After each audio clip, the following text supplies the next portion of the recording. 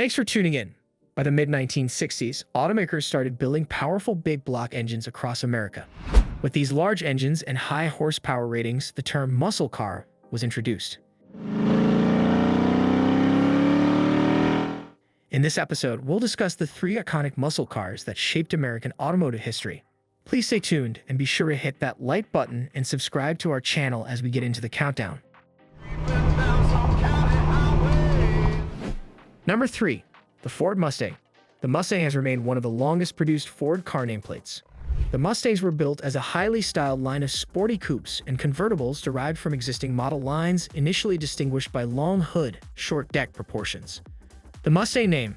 The Mustang name was introduced by one of the executive stylists, John Nagjar, who was a fan of the World War II P-51 Mustang fighter plane. In 1961, Nagjar and Philip T. Clark designed the prototype of the Ford Mustang, known as the Ford Mustang I. Upon Nagjar's suggestion of the Mustang name, Robert J. Eggert, Ford Division Market Research Manager, was happy with it. Eggert had received a book, Mustangs by J. Frank Dobby, as a birthday present from his wife in 1960. This book title made him buy the idea of accepting the Mustang name for Ford's new concept car. Ford's expectations. Ford's sales team originally predicted that it would sell 100,000 vehicles annually, and the 1965 Mustang became one of the most successful vehicles. Over 400,000 units were sold in its first year, and the 1 millionth Mustang was sold within 2 years of its launch. Mustang's exterior and aerodynamics. The 1965 model adopted a sleek and sporty, long hood, short deck design inspired by European GT cars. It also featured clean, sharp lines and a prominent grille with a galloping pony emblem. The fastback variant added to the car's sporty appeal with a sloping roofline that blended into the rear trunk. The Mustang used unibody construction. Panels were made of stamped steel, which was economical and durable, but had limited weight reduction and advanced aerodynamics. It used an independent front suspension with coil springs and control arms and a solid rear axle with leaf springs. The Mustang's interior. The interior of the Ford Mustang offered a mix of functional design and stylish details, appealing to a wide range of buyers. The instrument panel featured round gauges that featured a speedometer and a fuel gauge, while optional packages added features like a tachometer and oil pressure gauges. The standard seats were vinyl-covered bucket seats with a bench seat available as an option for more seating capacity. A sporty three-spoke steering wheel featuring the Mustang logo in the center hub was standard.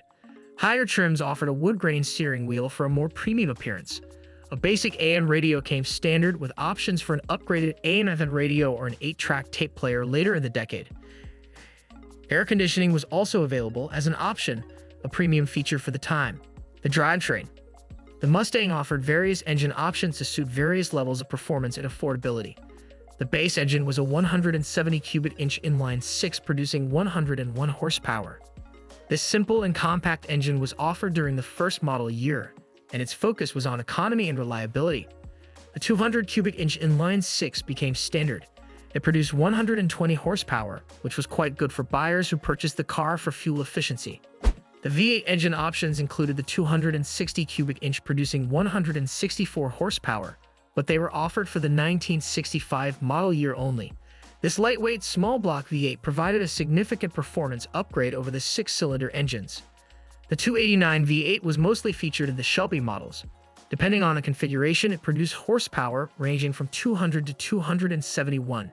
This engine had multiple variants, such as the high-performance K-Code version with solid lifters and upgraded components for enthusiasts. Later, in 1968, the 302 V8 was introduced, producing 230 horsepower. This was a more refined small block V8 that replaced the 289 in most applications. The 351 later followed for the 1969 model year. The 428 and 390 were also powerful options in the late 1960s.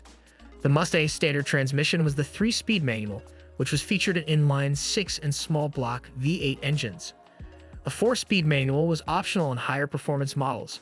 How the Mustang revolutionized automotive history. In 1965, the Mustang made its mark in Class B production racing by the Sports Car Club of America. Ken Miles and Jerry Titus drove the Mustang to numerous race wins in the SCCA B production 1965, 1966, and 1967 championships. A Shelby GT350R Mustang secured the 1966 SCCA Southwest Division and 1967 B production class championships. Charlie Kemp, a race driver, also won 32 races from 1968 to 1970 with a GT350R model. These wins not only helped the Mustang shape the muscle car era, but also create an entirely new segment with its pony car formula. Number 2. The Chevy Camaro. The Camaro was introduced as a mid-sized car on September 29, 1966 for the 1967 model year. It was designed to compete with the Ford Mustang, but shared its platform and major components with the Firebird. After its introduction, the Camaro saw great success in the American automotive market. The Camaro name. In April 1965, Chevy hinted it was preparing a competitor to the Ford Mustang, codenamed Panther. On June 28, 1966, General Motors held a live press conference in Detroit's Statler Hilton Hotel after contacting around 200 automotive journalists to appear. Chevrolet General Manager Pete Estes announced a new car line with a name that Chevy chose in keeping with other car names beginning with the letter C, such as the Corvair, Chevelle, and Corvette. The Camaro name was introduced with Estes explaining that it embodies the camaraderie of close friends, reflecting the connection a personal car should have with its owner. Chevy's expectations of the Camaro. Chevy introduced the Camaro in response to the growing popularity of the Ford Mustang, which debuted in 1964. Chevy needed to dominate sales and create a new market segment with the Camaro. Its sporty and aggressive design could attract young buyers and stylish drivers. Chevy also offered multiple trims like the SS and Z28, as well as engine options and packages so the Camaro could cater to different customer preferences. It quickly became a symbol of Chevy's muscle car legacy and one of the key rivals in the Ford Mustang rivalry, which continues to this day. Camaro's exterior and aerodynamics. The Camaro's exterior embodied the essence of 1960s muscle car design, blending aggressive lines with elegant proportions. It was available as a coupe and convertible, appealing to a wide range of buyers. It featured a long hood and short rear deck, a design language that emphasized performance. The front grille was wide and horizontal, with dual headlights positioned at the edges, creating a commanding and aggressive face. Signature Chevrolet emblems and Camaro badging on the grille and fenders highlighted the brand's identity. The Camaro's sides featured a Coke bottle shape, while the horizontal taillights fanned the rear, integrating seamlessly with the clean, uncluttered design. The Camaro's interior. The Camaro's interior featured low-back bucket seats as standard, emphasizing a sporty feel. Upholstery options included vinyl or upgraded materials like houndstooth cloth. The dashboard's design was clean and straightforward. Standard models included basic gauges such as a speedometer and a fuel gauge. Optional upgrades added a tachometer, clock, and auxiliary gauges mounted in the center console, including oil pressure and water temperature, especially in SS and Z28 trims. A large, thin-rimmed, three-spoke steering wheel was standard, with an optional simulated wood grain wheel available on higher trims. Some trims included a tilt steering column for added adjustability. The Camaro offered an optional full-length center console, which housed a shifter for manual or automatic transmissions and additional storage. Other standard features included basic heating and ventilation controls and an AM/FM radio. The Camaro's drivetrain. The 1967 Camaro came with a 230 cubic inch engine producing 140 horsepower for the base trims. A small block 327 V8 was available, producing 210 to 275 horsepower depending on the configuration. The top engine was a big block 396 V8 producing 325 to 375 horsepower. This engine was installed in SS models and was a serious performer. Later in 1968, Chevy introduced the 302 small block for the Z28 package. This high-revving V8 was rated at 290 horsepower but capable of much more in real-world performance. For the 1969 model year, Chevy expanded its engine lineup to 350, 396, and the 427, mostly for the Copa models. A 3-speed manual transmission was installed on base models as standard. A 4-speed was available on higher performance engines, including close ratio and wide ratio versions for different applications. How the Camaro revolutionized automotive history. The Camaro saw great success in racing, winning several races in the SCCA Trans Am Series and in HR drag racing. During the first model year, Mark Donohue won 3 races with the Z28. Later in 1968, he won 10 of 13 races with the Z28, securing Chevy's first Trans Am title. In 1970, Bill "Grumpy" Jenkins won the first Pro Stock title with a Camaro. Are you ready for our most iconic muscle car of the 60s? Be sure to like and subscribe to our channel, which really helps us create more episodes. Number 1. The Corvette, a two-door, two-seater sports car, was introduced in 1953.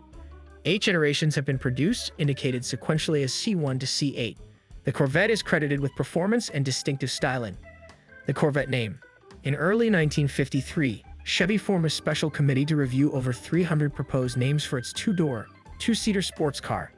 Unfortunately, the proposed names did not impress most of the members. Myron Scott, the assistant director of public relations at Chevy, had a different suggestion. The name was Corvette. Scott was looking through his dictionary for words that began with C, avoiding names of animals or references to them when he stumbled upon the word Corvette.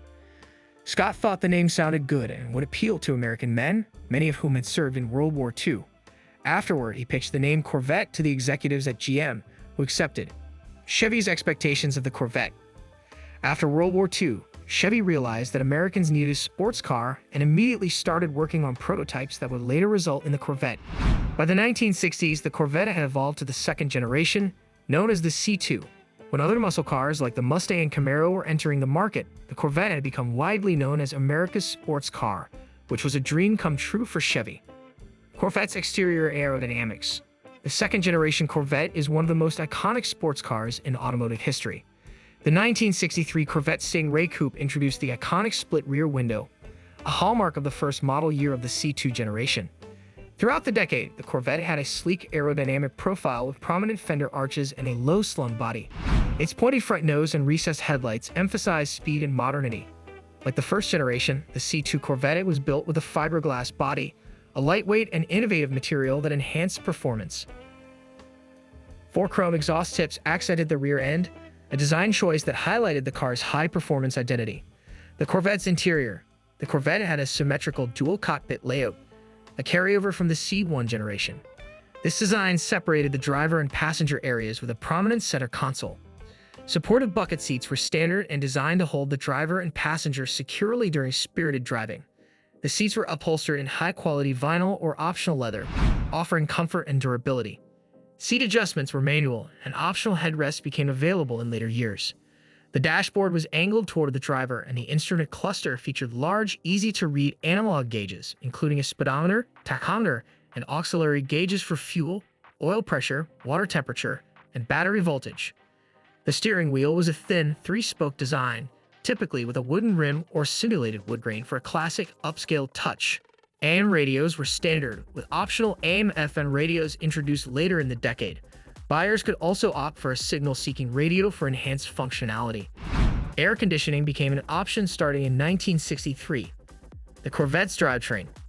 The C2 Corvette came with several small block and big block V8s, such as the 327, which produced 350 to 300 horsepower.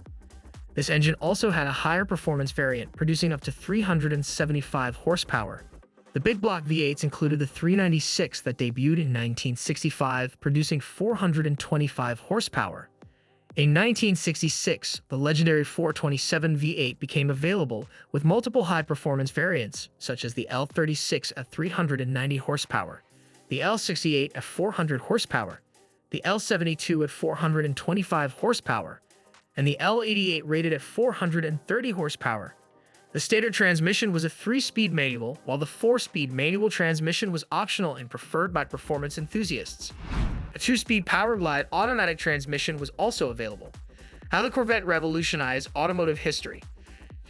During the 60s, the Corvette won awards from automobile publications and organizations such as the Society of Automotive Engineers. Automobile magazine ranked the C2 first on its 100 coolest cars list. Sports Car International also ranked the Corvette 5th among the top sports cars of the 1960s. In the 1960s, the Corvette won many races, including the 24 Hours of Daytona, the 12 Hours of Sebring, and the 24 Hours of Le Mans. The Corvette's legacy lives as a global icon and in the hearts of enthusiasts who regard it as a turning point in automotive history since the 1960s. Thanks for watching today's episode. Which of these muscle cars is your favorite? Share with us in the comments section below. Also, if you haven't already, please subscribe to our channel and don't forget to click the like button to show your support and stay updated on our latest episodes.